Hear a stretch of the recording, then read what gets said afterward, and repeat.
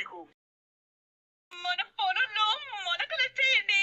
ఓ, మా అమ్మ ఫోన్ చేసి చెప్పిందా? అబ్బా, ఆ పొలం కాదండి. రోహిణి వాళ్ళ నాన్న అకౌంట్ లో ఎంత డబ్బు ఉందో తెలుసా? ఎలా తెలుస్తుంది? ఎప్పుడైనా మాట్లాడితే కదా. ఎప్పుడు అడిగినా బిజీగా ఉన్నాడు, మీటింగ్ లో ఉన్నాడు, జైల్లో ఉన్నాడు, ఇవే కదా చెప్తుంది. అదే రోహిణి ఈసారి ఏం చెప్పిందో తెలుసా? ఇన్ని రోజులు చెప్పినవన్నీ అబద్ధాలని చెప్పిందా? అబ్బా కాదు, అన్నయ్య గారి అకౌంట్ లో 300 కోట్లున్నాయంట. సరే, నేను వెళ్ళి కాళ్ళు చేతులు కడుకొస్తాను, భోజనం పట్టి. ఏడి ఏడి ఏడి ఏడి ఏంటి ప్రభా? ఇంత మంచి మాట చెప్తే ఎగిరి గంతేయకుండా కాళ్ళు చేతులు కడుక్కొస్తానంటారేంటి? ఈ వయసులో ఎగిరి గంతేస్తే నేను కడుక్కొస్తానన్న కాళ్ళు పెరుగుతాయి. నేను చేయలేను. మీకంతా వెటకారమే. మంచి మాట చెప్పినప్పుడు సంతోషించాలి కదండి. ఏం మాట్లాడుతున్నా ప్రభా? అతని అకౌంట్ లో ఎంత డబ్బుంటే మనకేంటి? అదేంటండి అలా అంటారు? రేపు అన్నయ్య రిలీజ్ అయితే ఆ డబ్బంతా మన మనోజ్కి వస్తుంది కదా. అది వాళ్ళ నాన్న సంపాదించిన డబ్బు వీడికి ఎలా వస్తుంది? ఎందుకు రాదండి? వాళ్ళ నాన్న తదనంతరం తన ఆస్తినంతా నా కూతురికేనని వీళ్ళేమో రాసుంటారు కదా. రోహిణికి వచ్చిందంటే మనోజ్కి వచ్చినట్టే కదా. డబ్బంతా వస్తే మన మనోజ్ తో ప్రతి జిల్లాలో ఫర్నిచర్ షోరూమ్ పెట్టిస్తానండి. ఆశకి హత్తుండాలి. మన స్థాయి ఏంటో తెలుసా? 3 పూటల 4 వేళ్లు నోట్లోకి వెళ్తున్నాయా లేదా? కొడుకుల కాపురాలు బాగున్నాయా లేదా? కూతురు సంతోషంగా ఉందా లేదా? అందరం కలిసున్నామా లేదా? ఇంతవరకే ఆలోచించాలి. డబ్బు వెనక పరిగెడుతుంటే ఆ డబ్బే మనల్ని నానా అడ్డదారులు తొక్కేలా చేస్తుంది. ఇంకా మళ్ళాంటి వాళ్ళకి 300 కోట్లు ఏం చేసుకోవడానికి? ఏం చేసుకోవడానికి అంటారేంటండి? ఇంత డబ్బు వస్తే స్థలాలు కొంటాం, పొలాలు కొంటాం, బంగారం కొనుక్కుంటాం, కార్లు, బంగాళాలు, అయ్యో ఇంకా ఎన్నో. ఇదే అనుకుంటే మంచిది. ఆకాశంలో మేడలు కట్టకూడదు. ఏ క్షణంలో అయినా కూలిపోతాయి. ప్రశాంతత కూడా ఉండదు. కాస్త భూమి మీద నడవడం నేర్చుకో.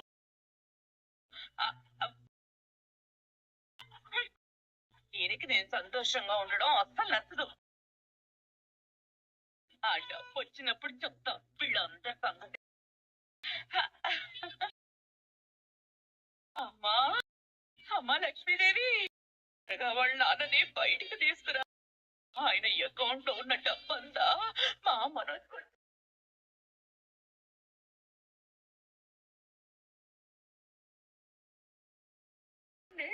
నీ హుండీలో 116 వేసేస్తాను. నువ్వు చేస్తావు, నాకు తెలుసు.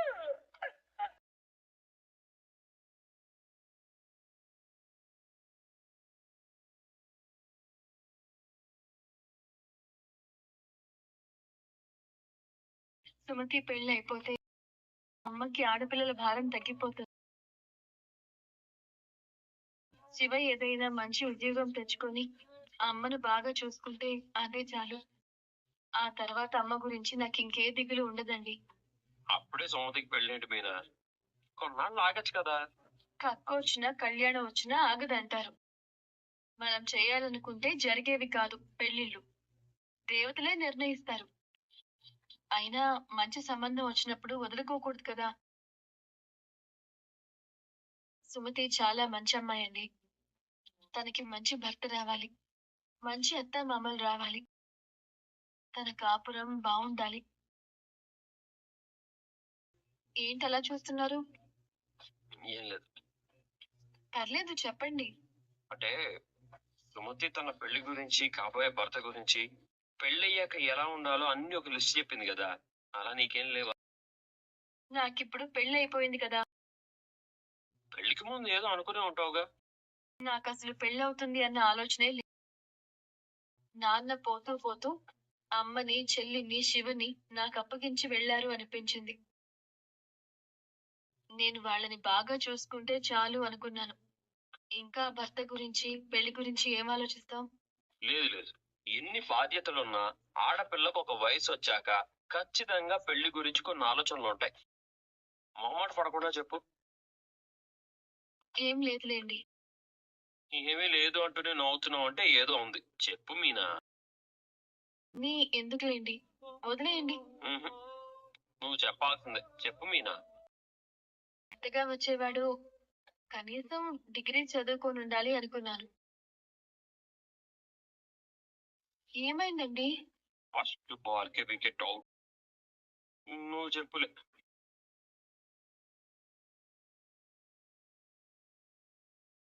ఏ చెడ్డ అలవాట్లు లేనివాడై ఉండాలి అనుకున్నాను. మళ్ళీ ఏమైందండి? ఆ, ఏదో అయిందిలే. నువ్వు చెప్పు. తను నన్ను బాగా అర్థం చేసుకోవాలి నా మీద ఎప్పుడూ కోప్పడకూడదు అనుకున్నాను. నన్ను పువ్వుల్లో పెట్టుకొని చూసుకోవాలి అనుకున్నాను. ఏమవుతుందండి? నువ్వు చెప్పేవన్నీ నాలో లేవని నా కార్ కి కూడా తెలిసిపోయింది అనుకుంటా. కార్ ఆపేసాను. నువ్వు చెప్పు. మా నాన్న చాలా కష్టపడేవారు. కానీ చేతిలో ఒక్క రూపాయి కూడా ఉండేది కాదు. అందుకే ఏదైనా గవర్నమెంట్ ఉద్యోగం చేసేవాడిని చూసి పెళ్లి చేసుకోవాలనుకున్నాను. అత్తయ్య, అమ్మలా ప్రేమగా ఉండాలి అనుకున్నాను. నా తోడికోడళ్ళు, నా అక్కా చెల్లెళ్ళలా ఉండాలనుకున్నాను. అంటే నువ్వు కోరుకున్న జీవితం నీకు దక్కలేదు కదా మీనా. హ్మ్. ఊరికే అప్పట్లో అలా అనుకునేదాన్ని. ప్రతి ఆడపిల్ల తన పెళ్లి గురించి కొన్ని కలలు కంటుంది కదా! నేను కూడా అందరిలాంటి అమ్మాయినే కదా! అలా అని అన్నీ జరగాలని ఏమీ లేదు కదండీ! కోరుకున్నది ఏది నాలో లేదు మీనా. ఒక్కటుంది. ఏంటది? అప్పట్లో లేదు కానీ ఇప్పుడుంది. ఏంటది? నా భర్త నన్ను ఇప్పుడు చాలా ప్రేమగా చూసుకుంటున్నారు. నేను చెప్పిన మాట వింటున్నారు. నన్నెవరైనా పన్నెత్తి మాట అంటే ఒప్పుకోరు. నా మీద ఈగ కూడా వాలనివ్వరు. నాకది చాలు. అయ్యో!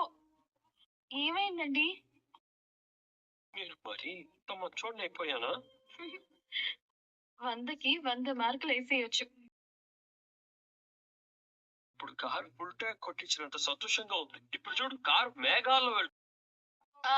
ఆగండి. నేను చెప్పాను కదా! ఇప్పుడు మీరు చెప్పండి. మీరెలాంటి భార్య కావాలనుకున్నారు? నాకు అసలు పెళ్లి చేసుకోవాలన్న ఆలోచనే లేదు. షీలా డార్లింగ్, నాన్న, నేను. ఇదే నా ప్రపంచం. ఆ మనోజ్ గాడు లక్షలు మింగి పారిపోవడం వల్ల నేను దొరికిపోయాను. ఆ ఆ- ఆ తర్వాత నా భార్య ప్రేమకి బానిసని అయిపోయాను అనుకో. అప్పటి నుంచి నాకు అమ్మ ప్రేమ దొరకలేదు. కానీ ఇప్పుడు నా భార్య నన్ను అంతకంటే ఎక్కువ ప్రేమిస్తుంది. నేను తనని పువ్వుల్లో పెట్టుకొని చూసుకుంటున్నానో లేదో తెలియదు. కానీ తను మాత్రం నన్ను కళ్ళల్లో పెట్టుకొని చూసుకుంటుంది. ఇంతకంటే నాకు ఇంకేం కావాలి?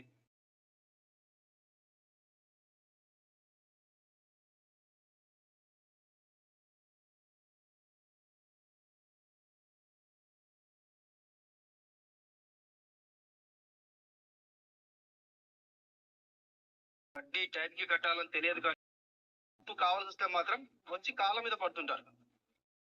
ఓ ముందెళ్ళి ఆ పాత బాకి సంగతి ఏంటో చూసిరా పో.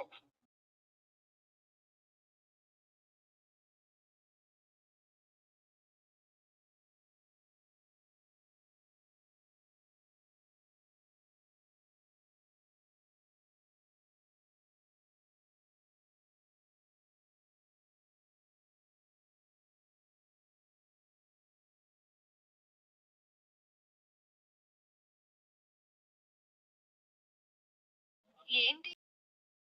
వీడియో ఇవ్వండి. ఆ ఆ వీడియో మాకు ఇంకా దొరకలేదు. మీ ఇంట్లో ఉన్న వీడియో మీరు తీసుకోలేకపోతున్నారు. ఇంత చిన్న పని కూడా చేయలేకపోతే ఎలా? లేట్ అవుతుంది అనిపించట్లేదా?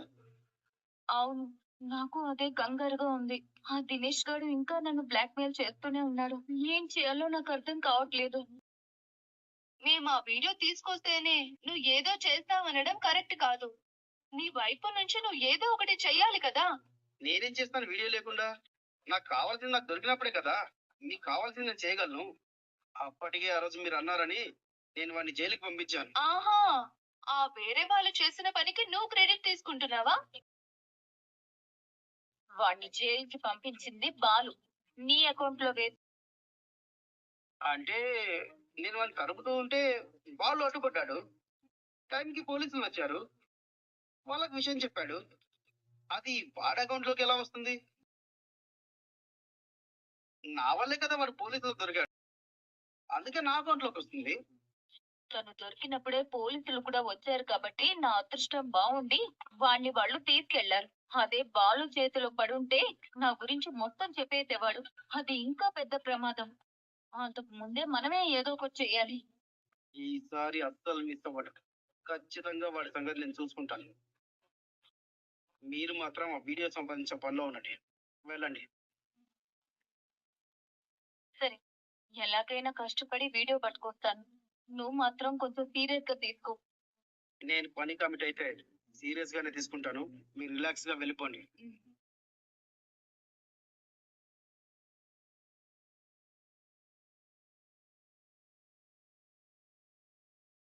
ఏమే, వీడితో పని అవుతుందా లేదా?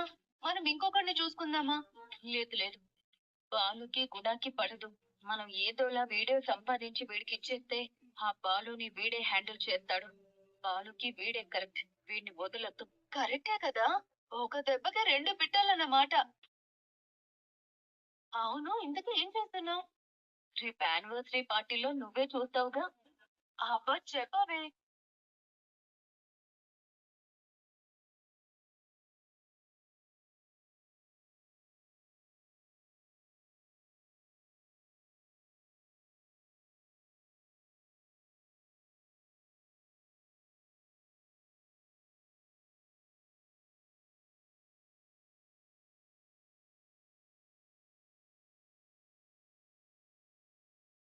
ఏమైంది మనోజ్, ఎందుకలా ఉన్నావు?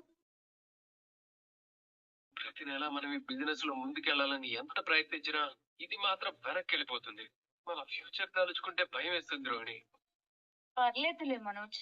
ఆ, ఇప్పుడు పండగ సీజన్ వస్తుంది కదా, కస్టమర్స్ పెరుగుతారు, లాభాలు వస్తాయి. వచ్చిన డబ్బులన్నీ ఆ డీలర్లకే కట్టాల్సి వస్తుంది. చేతిలో పైసా మిగలట్లేదు. కొత్త బిజినెస్ ఐడియా ఏదైనా కావాలి. ఎలాగైనా మనం ఈ బిజినెస్ ని పైకి తీసుకెళ్ళాలి. హలో బ్రో, ఎలా ఉన్నావు?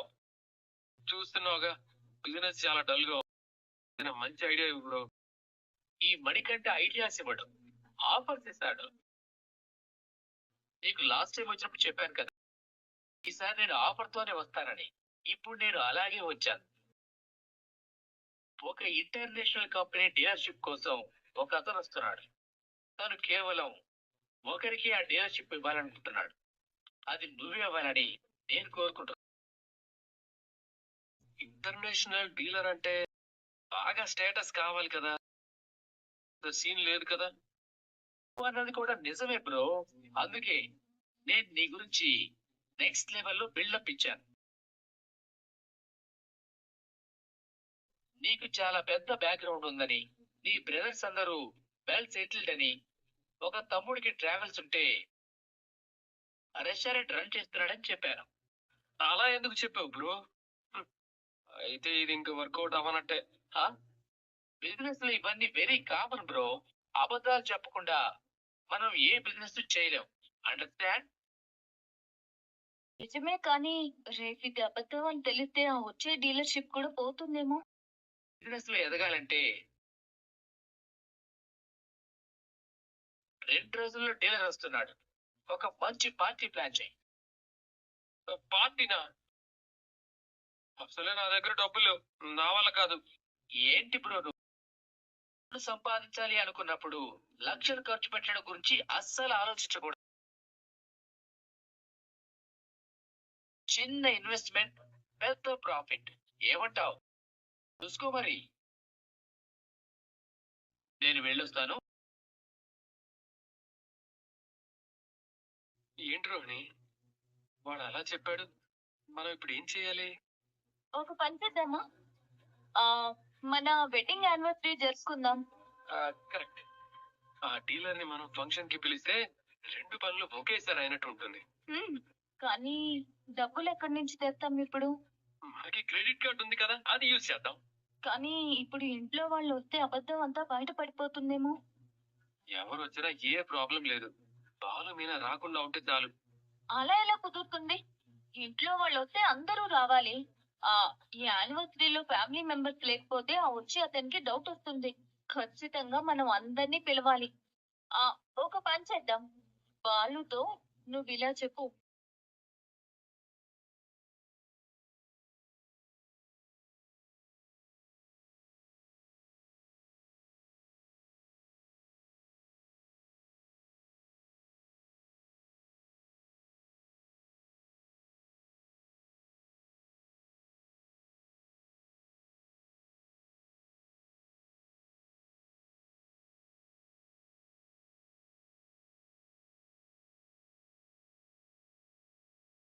ఏంట్రా వెతుకుతున్నావు? మళ్ళీ పల్లి కుర్చీ కింద దాక్కుందా? ఎందుకు దాక్కోలేదా అని చూస్తాను. పూరా తిక్కలోడా. అమ్మయ్య, ఈ రోజు కోట పూర్తయిందా? నీకు తృప్తిగా ఉందా? ప్రశాంతంగా కూర్చో.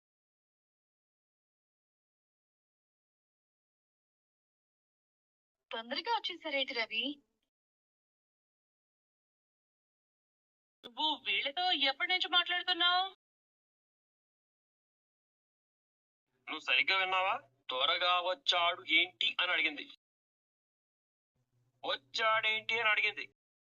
చెవుల్లో బెరడాల్ని బిగించుకుని కూర్చుంటే అలాగే అక్షరాలు తైతక్కలాడి తలా ఓ దిక్కుకి పోతాయి. తైతక్కావతి. రేయ్, నీ సంగతి తర్వాత. తొందరగా వచ్చారేంట్రా? మేము అడిగింది అదే. మనోజ్ రోహిణి వదన ఏదో గుడ్ న్యూస్ చెప్పాలని ఫోన్ చేశారు. సంతాన పాశుపత హోమం చేసినందుకు ఫలితం దక్కిందా? ముందు మనోజ్ గాడే నెలతాపాడా? వాడే తల్లి కాబోతున్నాడు. బామ్మ ఆస్తి మొత్తం వాడికే దక్కబోతోందా? నీ ఆనందం నువ్వు బామ్మ అవుతున్నందుకు కాదు బామావతి. బామ్మ ఆస్తి నీ పెద్ద కొడుకే కలిసి వస్తున్నందుకు, అంతే కదా? అదేం కాదట, వేరే అట. కాదా? ఇది వేరేనా? అయ్యో, ఎంత పని జరిగిపోయింది. త్రుటిలో తప్పిన ప్రమాదం లాగా కాస్తలో తప్పిన శుభవార్త. అమ్మా అమ్మా, ఆగండి. ముందు నేను మీనా ఒక శుభవార్త చెప్పాలి. ఎంతసేపు గాడిదలు కాసావా? గాడిద ఇప్పుడే వచ్చింది. గాడి తమ్ముడినే అంటారా? తమ్ముడనే అంటారా? నీ గుడ్ న్యూస్ ఏంట్రా? అది లేదు, ముందు మేమే చెప్పాలి. అవును, మా గుడ్ న్యూస్ వినాలి. కుదరదు, మేం చెప్పే శుభవార్త వినాలి. నీకంతగా ఏముందిరా? వాడితో పోటీ పడతావేంటి? మహా అయితే నీకు వేరే